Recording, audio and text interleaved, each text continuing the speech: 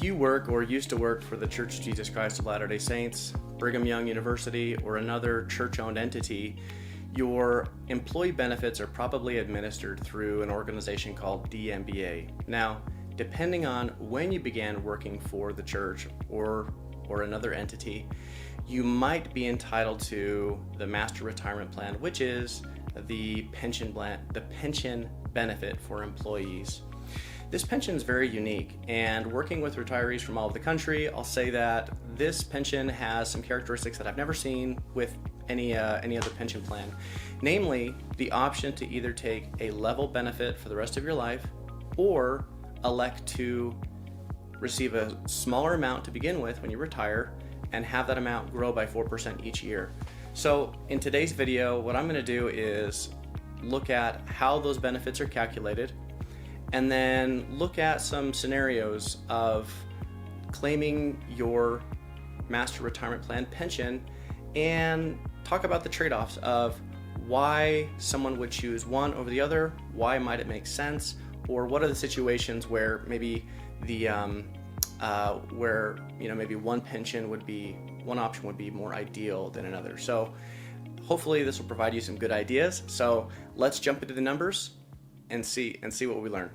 All right, everybody. So let's jump into this video and talk about the basics of the DMBA retirement pension plan. So like I said, whether you work for the church, Brigham Young University, or some other entity that's covered by these benefits, this video is going to be applicable. So a little bit of what I want to cover today, just some of the basics to help you understand, if you yourself work for one of these entities for the church, or you have a family member, a parent that does, give you just some of the basics to understand how it works to aid you in making smart retirement planning decisions. So today I'm going to cover how the pension benefit is calculated, just that basic formula so you understand what are the mechanics that go into that, how much you can expect to receive, what are your payment options, cover what I find to be the most unique feature of this pension plan, which is the option to take your benefit as a level payment over time or an increasing benefit. And then we'll go over some of the things that I found helpful, some of those considerations that would influence your decision as far as what benefit option you would choose, which one is going to make the most sense for your particular situation. So let's jump into it. First, how is the benefit calculated? Pretty straightforward, and this is similar to a lot of pension plans, but this overall setup. So first, you're going to take the number of years that you've worked for in a position that qualifies for accruing towards your pension. Then you'll take that number and times it by the 5 average highest years of employment. These don't have to be consecutive. For most people, if you're just, working most of your career for one of the, for the church, your highest years of employment, higher salary are going to be your last 5 consecutive years. But if that's not necessarily the case for your situation, don't worry. If you had higher years of earnings, earlier on in your career, they're going to pull out those 5 highest years and take the average. Then, depending on when you started working for an entity, will determine the factor, the accrual rate that'll be used. So, generally speaking, for eligible employees that were hired after March 2010, you'll take that, the number from here, and you'll times it by 1.5%. And if not, if you were hired after this time and you were still eligible for church pension, then you'll times that number by 1.75. And in either situation, that's how you're going to come up with your standard benefit. And that's a specific term within the DMBA Master Retirement Plan, the term standard benefit. So what does that actually mean? Well, actually, before we get into that, here's just a number example. So let's say you had 20 years of employment and the average of your 5 highest years was $95,000 a year. Going by your accrual rate, depending on when you began working for a church entity, 1.5% or 0.75%, your standard annual benefit, would be $28,500 or $14,250. So breaking that down into a monthly benefit, standard benefit would either be $2,375 a month or $1,187.50 a month. Okay, so now So here's the formula, but what does standard benefit actually mean? So the standard benefit is you claiming your pension at the full retirement age for a DMBA retiree. Now, there's some exceptions to this. If you have over a certain number of years of employment, you could qualify to take your standard benefit earlier than age 65. And the basics here are, if you're claiming at age 65, you're going to get that full standard benefit. And if you claim it sooner than that, it's going to be reduced. I'm not going to go over early retirement considerations for this pension in this video, but I'll make another video about that. So anyway, your standard benefit is claiming your pension at age 65, and it's the amount that you would receive for your entire life with at least 10 years certain. So what that means, an example here, let's say that someone retires with a standard benefit and they die after 5 years. Well, that retiree's beneficiary, their spouse or somebody else they've named, like a family member, they would receive 5 more years of that standard benefit payment for a total of 10 years, and i.e. 10 years certain. Another example, just to kind of work through the nuances here, let's say that a retiree, they've been on the standard benefit for 11 years and then they pass away. Well, in that instance, their beneficiaries wouldn't receive anything because that retiree has already received at least 10 years of benefits. So that's how the standard, what that means, the whole 10-year certain thing. So let's go into what are some of the payment options. If you're married, then the most important thing to consider is whether it makes sense to choose a pension option that would continue after you pass away. So how do these benefits work? So I broke it down in percentages just to give you an idea of kind of the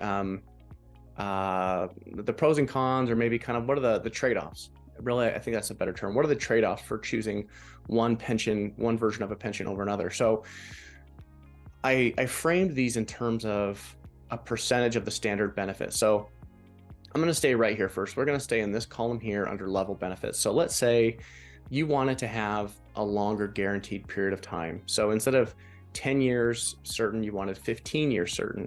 Well, if you did that, then instead of receiving your full standard benefit, you'd get 97% of your standard benefit. So you're giving up 3% of the dollar amount, but that's going to give you an extra 5 guaranteed years. And it kind of goes along like this: 20 years certain, payments for life, but 20 years guaranteed no matter what, even if you die early, then you're going to take an 8% reduction in your benefit.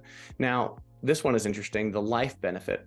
What if you don't even want that 10 years certain? You say, you know what, just pay it for my lifetime, and I don't even care about having 10 years certain. Well, in that case, you'd actually get a little bit of a bump up. This is called the life benefit. And you would get 102% or an extra 2% of that standard benefit amount. Now, this is where the survivor options come in. This is probably the most, popular choice that I've just seen anecdotally working with retirees from the church, is to take the 100% survivor option. So in that case, what would happen is you'd start with 88% of the standard benefit, so a 12% reduction in the payment. And for taking that reduction, then the pension would be guaranteed for both your life and the life of your spouse. So the retiree passes away after a year, and then their spouse lives on for another 30 years. The pension would continue. So it's providing a little bit more protection and security for that surviving spouse. And then you've got variations of the survivor benefit where you could say, okay, after the retiree passes away, their spouse or their survivor would get, 91 would get only 75% of the benefit, or 50% of the benefit. And you can see that as you're willing to take a smaller percentage for the survivor, the reduction that you get in your payment is a little bit less. So there's a little bit of a trade-off there. Okay, so here are those level payments in dollar terms. So you can see how, a standard benefit of $2,375, how that would be impacted, or what that would look like under these various payment options. Now I want to talk about the 4% increasing option. We're going to look at some charts after this that I think will be really helpful. But essentially the way that the 4% increasing pension option works is, as you can see, taking just the level, just the 10-year, life with 10 years certain, you're going to automatically out of the gate take about a 30% hit, or a 30% reduction in your benefit, but then that benefit will increase by 4% compounding annually for the rest of your life. So you can see kind of the same logic applies here. As you have survivor options, the amount that you start with ends up being quite a bit less, but it grows. So instead of, let's say you went with the 10%, the 100% survivor option, instead of having under the level version starting out with 88% of the standard benefit, you would start out with 58% the standard benefit. So pretty serious reduction. But let's see, does that make sense over time? So here's a comparison of a standard benefit versus a 4% increasing benefits. You can see initially on this graph we have a standard benefit of about 26.56. So the 4% increasing version of that is $1,859. You can see that over time that monthly payment stays the same under the standard benefit. So after 35 years, it's that same $26.56. Where with the increasing option, it starts here and that 4% is increasing each year. Finally, after 10 years, you've made up the ground from that initial reduction, and now the increasing benefit is equal to the standard benefit. And then from there, it just continues on exponentially. And you can see, the significant difference after, a long retirement. Now at this point, this person is having over a $7,000 a month benefit versus a $2,600 a month. So you take a reduction in the early years of retirement to have a higher benefit later on retirement. So this is talking about, with this graph, we're looking at a break even in the payment amount. But you might ask yourself, all right, so it takes 10 years to get back to, to make up the initial reduction and get back to the standard benefit. But, for those first 10 years with the level benefit, the level standard benefit, you're getting a higher payment amount. So what is the break even in your cumulative benefits received? So that's what this chart is designed to show. In the light green here, we have the level benefit, and in the blue, we have the increasing amount. So you can see that, let's go with after 5 years. Let's go with this one. This will be a little bit easier for me to show. So after 6 years with the level benefit, you've received about, let's say just shy of $200,000 of cumulative benefits. Then under the increasing option, you received, let's say 3/4 of that. I can't tell the exact number. After 10 years, remember now the payment amounts have broke even, but cumulatively, you've received still, overall more money from the level benefit versus the increasing benefit. So where's the point at which these two numbers are equal in terms of the cumulative benefit? And that happens after about 18 years. That's when they've broken even. And then from that point forward, the increasing pension option, if you live past that 20-year period of time, this would be the way to get, let's say, more benefits, more income out of your DMBA pension. After 35 years here, you can see the comparison, the standard benefit, the level benefit, this retiree receiving a total of 1.1 million. And in the increasing option, they would have received about 1.6 million. So looking at these charts, so this is what I think is most compelling about this pension benefit, is that you have this option to choose one that increases and choose one that's level. And I've never seen that before. So what are the considerations perhaps about, which option is going to make more sense versus another? These are some questions I think you should probably ask yourselves. So number one, do you have another income source? If you don't have other income sources, although maybe you're inclined to choose the increasing option, it may not just even be feasible or possible because, you don't have other sources of income or assets to cover you in the early years when that income is lower. Do you have savings or retirement funds that you could help supplement early years of lower income? Are you married versus single? And this kind of goes into life expectancy, but generally speaking, if you are a married person, the life expectancy of the household, of the couple, is going to be longer than that of a single person. And so I would say that if you're married, then it kind of tilts the scales towards maybe choosing an increasing option versus a level option. And especially if there's a significant age difference between spouses. So, something more than 5 years, perhaps, all of a sudden, if your spouse is quite a bit younger, the joint life expectancy of you and your spouse is quite a bit longer.